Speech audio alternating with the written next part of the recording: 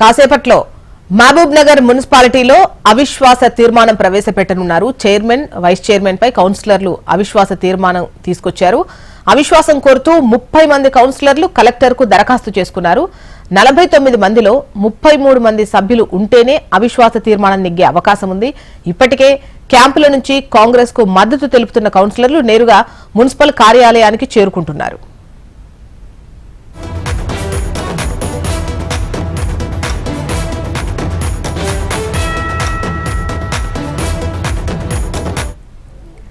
కాసేపట్లో మహబూబ్ నగర్ మున్సిపాలిటీలో అవిశ్వాస తీర్మానం ప్రవేశపెట్టనున్నారు. చైర్మన్, వైస్ చైర్మన్ పై కౌన్సిలర్లు అవిశ్వాస తీర్మానం తీసుకొచ్చారు. అవిశ్వాసం కోరుతూ మొత్తం 30 మంది కౌన్సిలర్లు కలెక్టర్ కు దరఖాస్తు చేసుకున్నట్లుగా తెలుస్తోంది. వివరాలు మనకు నరేంద్రాచారి అందిస్తారు. నరేంద్రాచారి, చెప్పండి, 33 మంది సభ్యులు మద్దతు ఇస్తేనే ఈ అవిశ్వాస తీర్మానం నెగ్గేది.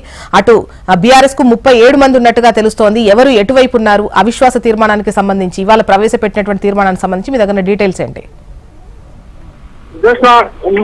మహబూబ్ నగర్ మున్సిపాలిటీలో మొత్తం 49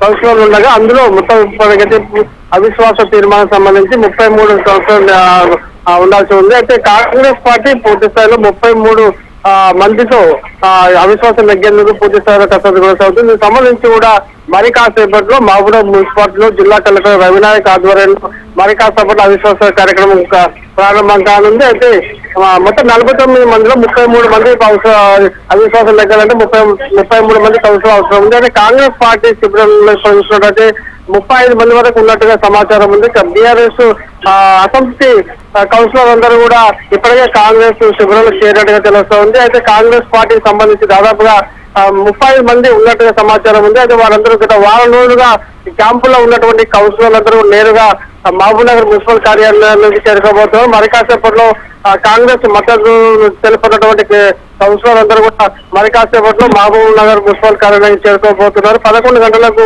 ఈ అవిశ్వాస తీర్మానం ప్రారంభం కాబోతుంది. అయితే బీఆర్ఎస్ పార్టీ పూర్తి స్థాయిలో ఇక్కడ అవిశ్వాసం నెగ్గకుండా కసరత్తు కొనసాగించినప్పటికీ కూడా బీఆర్ఎస్ సభ్యుల్లో ఎంతమంది ఉన్నారన్నది మరి కాసేపట్లో తెలిసే అవకాశం ఉంది. మొత్తానికి 33 మందిలో 35 మంది వరకు కూడా కాంగ్రెస్ అయితే ఉన్నట్టు మనకు ప్రాథమిక సమాచారం ఉంది. అయితే 30 మంది మాత్రం ఇప్పటికే కాంగ్రెస్ తరఫున వెళ్లి కలెక్టర్ కి రవినాయక్ అవిశ్వాస తీర్మానం పెట్టాల్సిందిగా ఇప్పటికే పేర్కొన్న నేపథ్యంలో అవిశ్వాసం ఈరోజు కొనసాగుతోంది. జిల్లా కలెక్టర్ ఆధ్వర్యంలో మరి కాసేపట్లో నరేంద్రచారి, అసంతృప్తులంతా అంటే 37 బీఆర్ఎస్ కు ఉండే అసంతృప్తులంతా కాంగ్రెస్ కు వెళ్లినా కూడా ప్రస్తుతం 30 మందే ఉన్నట్లుగా తెలుస్తోంది.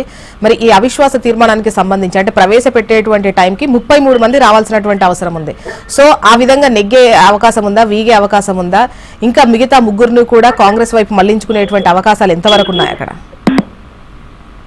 ప్రస్తుతానికంటే మహబూబ్ నగర్ మున్సిపాలిటీలో కాంగ్రెస్ పార్టీ పైచేయి సాధించే అవకాశం ఉంది. ఎందుకంటే అధికార పార్టీకి సంబంధించి అధికారంలో ఉన్న నేపథ్యంలో కూడా కాంగ్రెస్ వైపే కూడా బీఆర్ఎస్ అసంతృప్తి కౌన్సిలర్ అందరూ ఇప్పటికే కాంగ్రెస్ వైపు చేరిన పరిస్థితి కనిపిస్తుంది. బీఆర్ఎస్ గత కొన్ని రోజులుగా అవిశ్వాసాన్ని అడ్డుకునేందుకు పూర్తి స్థాయిలో కసరత్తు కొనసాగించినప్పటికీ కూడా బీఆర్ఎస్ శిబిరంలో మాత్రం తక్కువగా ఉన్న కౌన్సిలర్ ఉన్నట్టుగా సమాచారం అందుతుంది. గత వారం రోజులుగా ఇరు పార్టీల సంబంధించినటువంటి కౌన్సిలర్ అందరూ కూడా క్యాంపుల్లో పెట్టి వారిని కూడా రక్షించుకున్న పరిస్థితి కనిపిస్తుంది. ఎవరు కూడా జంపు కాకుండా కూడా వారందరూ కూడా కాపాడుకుంటున్న పరిస్థితి కనిపిస్తుంది. అయితే ఇప్పుడు నేరుగా ఇప్పుడు